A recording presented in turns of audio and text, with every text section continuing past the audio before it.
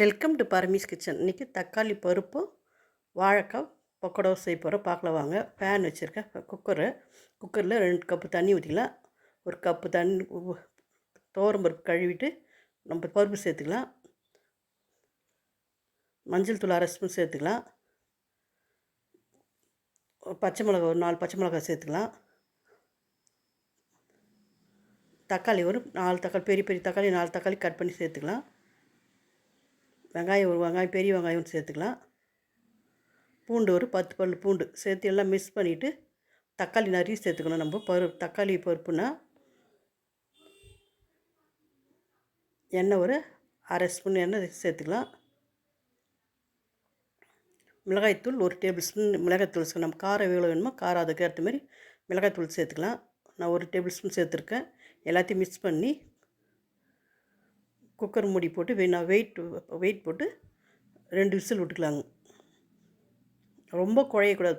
கொஞ்சம் பருப்பாக இருந்தால் தான் நல்லாயிருக்கும். குழைஞ்சிச்சின்னா டேஸ்ட்டே இருக்காது குழம்பு. எந்த குழம்பு வச்சாலும் நம்ம பருப்பு போட்டு வச்சோம்னா குழையக்கூடாது. பருப்புங்க கொஞ்சம் பருப்பாக இருந்துச்சுன்னா டேஸ்ட் நல்லாயிருக்கும்.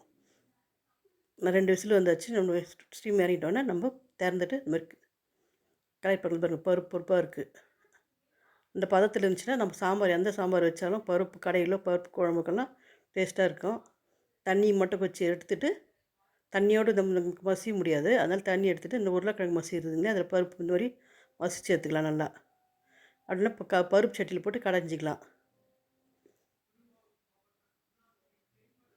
சின்ன எலுமிச்சை புளியை சேர்த்துக்கலாம். தக்காளி நிறைய போட்டுக்கனால புளி கொஞ்சமாக சேர்த்துக்கணும். ரொம்ப கொஞ்சமாக பேசணும். தேவையான அளவில் கல் உப்பு சேர்த்து மிக்ஸ் பண்ணிவிட்டு அந்த பருப்பு தண்ணி எடுத்து வச்சுருக்கலாம். நம்ம எடுத்து அதே மிக்ஸ் பண்ணிக்கலாம். இது அவங்களுக்கு ரொம்ப திக்காக வேணும்னா எடுத்துக்கலாம். கொஞ்சம் தண்ணியாக வேணுச்சுன்னா எனக்கு கொஞ்சம் திட்டமாக இருந்தால் போதும். ரொம்ப திக்காகணும் கெட்டியாகவும் கொஞ்சம் தண்ணியாகணும் மீடியம் சைஸில் எடுத்துக்குவேன். சின்ன தாளிப்பு கரண்டி வச்சு எண்ணெய் 2 டேபிள் ஸ்பூன் எண்ணெய் ஊற்றிக்கலாம். வடகம் போட்டுக்கலாம். வடகம் இல்லைன்னா கடுகு போட்டுக்கோங்க. ஒரு பூண்டு ஒரு 5-6 பல் பூண்டு தட்டி போட்டுக்கின்னு காஞ்ச மிளகா 2 காஞ்ச மிளகா கிள்ளி போட்டுக்கலாம். கறிவேப்பிலை கொஞ்சம், பெருங்காயம் 1/2 டேபிள் ஸ்பூன் போட்டு நல்லா கடுகு பொரிஞ்ச உடனே பருப்பு நம்ம கடைஞ்சி வச்சுக்கிற பருப்பு இல்லை தக்காளி பருப்பு அதில் சேர்த்துக்கலாம். சேர்த்துட்டு ஒரு கொதி வரட்டுங்க.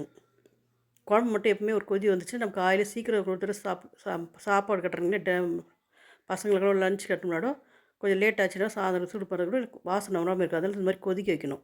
ஒரு கொதி வந்துச்சுன்னா வாசனை வராமல் இருக்கும். சாயந்தரம் வரலையும் நல்லா கொதித்தோடனே கொத்தமல்லி போட்டு இறக்கலாங்க. தக்காளி பருப்பு இந்த திக்னஸ் இருந்தால் போதும். அவங்களுக்கு எவ்வளோ திக்காக வேணுமோ அந்த அளவுக்கு எடுத்துக்கலாம். தக்காளி பருப்பு ரெடி ஆகிடுச்சு. ஒரு பாத்திரத்தில் இதை மாற்றிக்கலாங்க.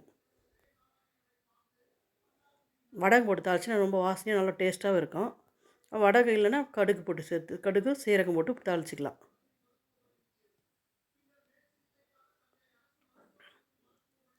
பருப்பு தக்காளி குழம்பு. ஒரு வாழைக்காய் எடுத்துருக்கேன். மேல் தோல் சீவிட்டு நம்ம ஒரு கேரட் சீவுறீங்களே அந்த வேக வைக்கக்கூடாது. வேக வைக்காது நம்ம அப்படியே திருவி எடுத்துக்கலாம். இந்த மாதிரி திருவி எடுத்துகிட்டு பக்கோடாவுக்கு நம்ம ஒரு வெங்காய பக்கோடா நம்ம கீரை பக்கோடாலாம் போடுறீங்களே இது மாதிரி வாழைக்காய் பக்கோடா. வெங்காயம் 2 வெங்காயம் நீல வகையில் கட் பண்ணி வச்சுருக்கேன். அந்த வெங்காயத்தில் ஒரு பாத்திரத்தில் வெங்காயம் சேர்த்து அதில் அந்த வாழைக்காய் சேர்த்துக்கலாம். இஞ்சி பூண்டு பேஸ்ட்டு 1 ஸ்பூன் சேர்த்துக்கலாம். கடலை மாவு சின்ன ஒரு கப்பு அளவு சின்ன கப்பு அளவு கடலை மாவு, அதில் 1/4 கப்பு அரிசி மாவு, தேவையான அளவு சால்ட்டு, பெருங்காயம் 1/2 ஸ்பூன்னு, மிளகாய்த்தூள் 1 ஸ்பூன், பச்சை மிளகாய் வேணுன்னா சேர்த்துக்கணும். இது குழந்தைங்களாம் கொடுத்தோம்னா பச்சை மிளகாய் சாப்பிட்டாங்கன்னா அவங்களுக்கு காரமாக எடுக்கும். வாயில் கடித்து சாப்பிட சொல்லோ அது வெறும் மிளகாய்த்தூள் நான் சேர்த்துருக்கேன். கறிவேப்பிலை கொஞ்சம், கொத்தமல்லி, புதினா போட்டு நல்லா மிக்ஸ் பண்ணிக்கலாம். மிக்ஸ் பண்ணிவிட்டு கொஞ்சம் எண்ணெய் காய வச்சு ஆயில் சூடாகுதுங்க இல்லையா, சூடாகணுன்னா அதில் ஒரு 1/2 கரண்டி எடுத்து நம்ம ஊற்றி இந்த மாதிரி எண்ணெய் ஊற்றோம்னா மொறுன்னு நல்லா டேஸ்ட்டாகவும் மொறுன்னு வருங்க. அதனால தான் எண்ணெயை ஒரு 1/2 ஸ்பூன் ஊற்றிடுது. 1/2 ஸ்பூன் போட்டு நல்லா எண்ணெய் ஊற்றி கிளறிட்டு சூடாக இருக்கும் கொஞ்சம் பார்த்து செய்யணும். அதோட கொஞ்சமாக தண்ணி தெளித்து இது மாதிரி இந்த பதத்துக்கு பக்கோடா இந்த கையில் இப்படி பிடிச்சா வரணும். இந்த மாதிரி பதத்துக்கு பசஞ்சு எடுத்துக்கலாம். இந்த எண்ணெய் காஞ்சிட்டு இருக்குது. இப்போ பக்கோடா போட்டுக்கலாங்க.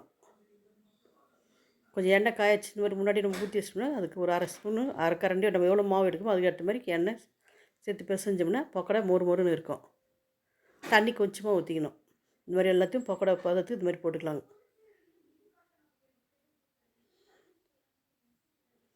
ஒரு பக்கம் இப்போ செவந்தோடனே மறுபக்கம் திருப்பிக்கலாம்.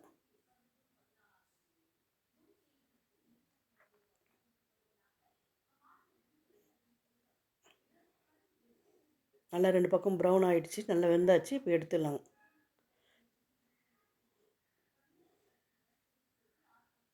இருக்கிற மாவும் அது மாதிரி பக்கோடா போட்டுக்கலாங்க.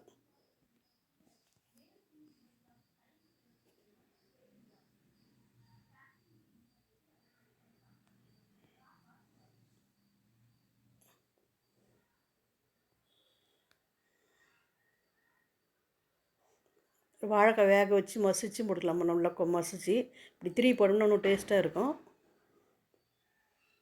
நீங்களும் செய்து பாருங்கள், இவ்வளோ டேஸ்ட்டாக இருக்குதுன்னு. பக்கோடாவும் ரெடி ஆயிடுச்சு, வாழைக்காய் பக்கோடாவும் ரெடி ஆயிடுச்சு.